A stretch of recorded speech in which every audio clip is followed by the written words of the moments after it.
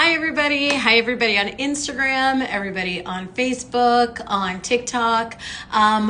Who can serve as my agent?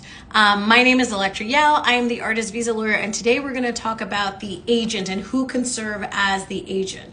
Now, this is really important because I get this question asked all the time. And in fact, during our consultations, this kind of takes up the bulk of the discussion, right? Who can serve as the agent? And this is a technical aspect of the petition. I know that a lot of the times people get worried about what the actual agent is, but this is more of a technical part of the application. If you guys have noticed, I'm not in my office today. I actually have a whole wing of one of the office building that we rent from. And my office is, they're decorating it. If you have any suggestions for this room in our office on how to decorate it, let me know, write it down in the comments. I'd love to hear your suggestions from the architects, the interior designers, and overall people who are just like interested in decorating. So who can serve as my agent? Like I said, this is a technical function. So an agent is anybody that's a U.S. citizen, anybody that's a green card holder, or any U.S.-based company. So I'm going to repeat that. Anybody who is a U.S. citizen or a green card holder or any entity that is a U.S.-based company can serve as your agent. Now, the agent does not mean employer. We'll talk about that a little bit later. So once you have your agent, right, once you know who the agent is going to be, these are some of the questions that I get asked frequently. Does the agent need to be in the field? No, not at all. Does the agent need to earn income? No, not at all. What if the agent has petitioned for other people? Can the agent petition for me? Yes, the agent can petition for you, but just know that USCIS classifies petitions based on the agent, which means that when they are scanning and inserting all the data about the petition into their system, they're going to see who else was the beneficiary of this agent's petition. So it's not that it's against the rules or against the law to have somebody who's petitioned for other people serve as the agent. It's just important to know that USCIS can see all the other beneficiaries associated with that petitioner. So yes, the answer is if the agent has applied for other people, the agent can apply for you as well. Does the agent need to earn income? There's no requirement that the agent needs to earn income or that the agent needs to be employed. Again, why is that? That's because the agent is not necessarily the employer. It can be, but that is not a legal requirement. You can definitely have your, today I had a consultation. Someone, her agent, was also one of her employers. So when you have an agent-based petition, you have to include multiple jobs, engagement, gigs within that petition, right? It has to be a legal minimum of at least 2, but we're typically fine with more. Most of our clients, I would say the bulk of our clients have more than just 2 jobs, right? They have all different types of jobs that are permissible within the O1. And again, sometimes it can be the agent is one of the jobs, but it is not a legal requirement to be a job. So to answer the question, who can be my agent? Again, the requirements are so low. I know it's very scary. I know that it's very weird to think that, oh my God, the requirements are so low. Yes, that's exactly it. The requirements are very low. Anybody that's a US citizen, anybody that's a green card holder, or any US based company. Now, sometimes I get the question, what is preferred? Is it better to have an agent that's an individual, or is it better to have an agent that's a company? Now, everything that I tell you is based on my years of practice on the thousands and thousands of artists that I've represented. So while the law states one thing, we all know in practice it can be different. In practice, they can have preferences, and that's unfair, right? We would like to expect for them to follow the law, the black letter law, but sometimes they have preferences. So if you have the possibility of choosing, if you're like, okay, my friend as the individual can do it, but my friend that also has a company can also do it, then you should go with the person with the company. And the petition should be petitioned by somebody with a company because it would be the company that is petitioning. So it's a preference that I have seen. So again, this is anecdotal. This is based on my experience running my practice. This is based on the thousands and thousands of petitions that I have filed. Legally, you can have an individual, US citizen or green card holder, but you can also have a company. Their preference seems to be a company. I would also say that if you are on the weaker end, or if you're one of those problematic professions for a USCIS or problematic nationalities, you might want to think about having a company serve as a petitioner. Not because it's going to make your case better or not based on the law. It's just anecdotally, I have seen the differences in how those petitions are treated and analyzed by the officer.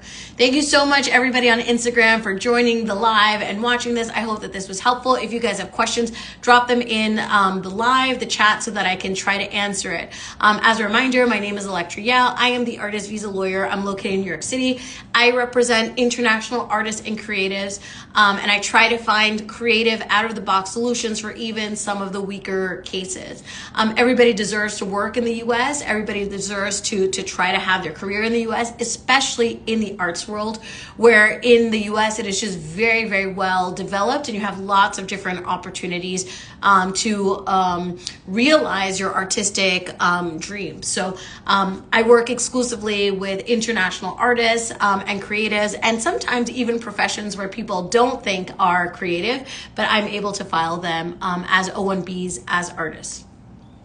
So for those of you who don't know me, that was just like my little intro. But just to get back to the topic at hand, yes, in my experience running our practice and working with exclusive artists for over 10 years, I see that they have a preference for employers, but that does not mean that our cases with individuals are not approved. They absolutely are. We have a very high approval rate, an almost perfect approval rate.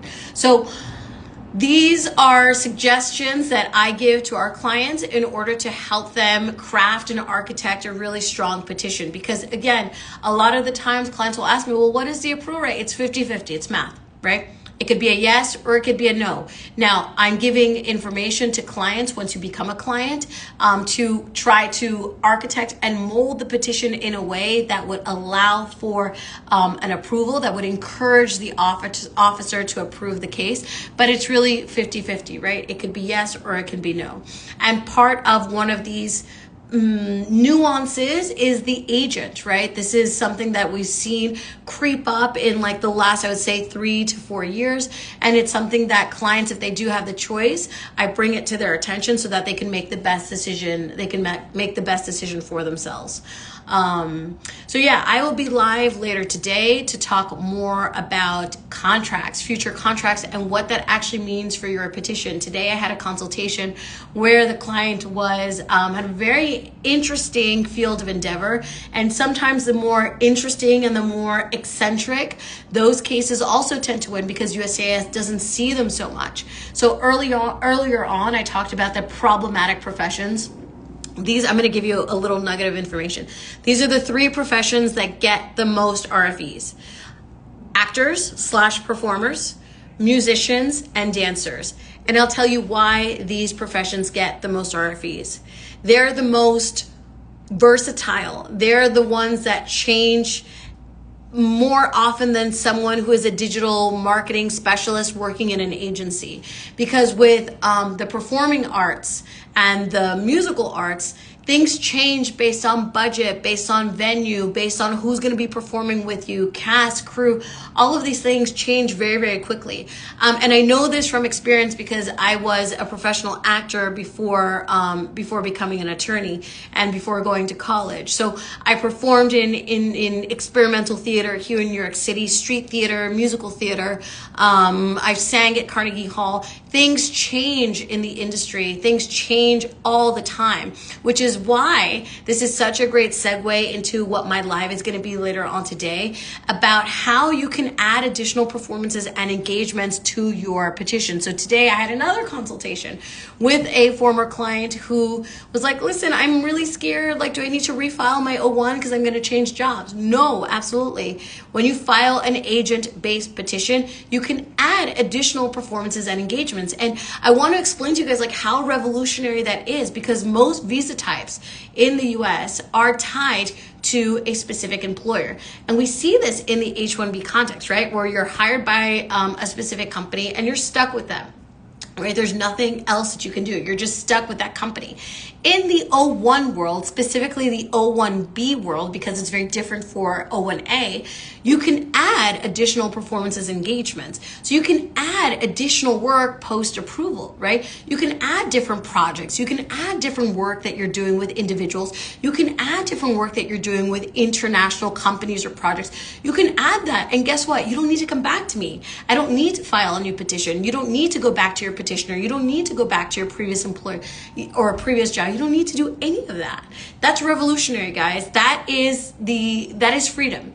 That is your freedom to explore your professionalism, freedom to explore your career in a way that is really unprecedented, right? If you look at the other visa types, which is why this visa type is very highly coveted, which is why this visa type is very unique, and this is why this visa type is almost exclusively used by creative individuals, because the creative and artistic worlds are changing and evolving all the time. And just like you as an artist, you're changing and evolving all the time. So later on today, we're going to talk about like future contracts and work and what can be a contract, what can be a future engagement, what does work actually mean within the O1 context, what happens if you stop working when you have your O1. We're going to talk about that later today. If you have any questions, then let me know, drop it in the chat, and I'm happy to talk about future work, which is another very nuanced technical aspect of the O1, also substantive because it gives the officer lots of information about who you are, what you're going to do, what your field of endeavor is, etc., etc. So sorry, I'm not in my office. I'm in my other office on our floor. But I'll see you later today. Hopefully I can be back in my office later. All right, everybody. Nice seeing you again. I will see you later today. Bye, everybody.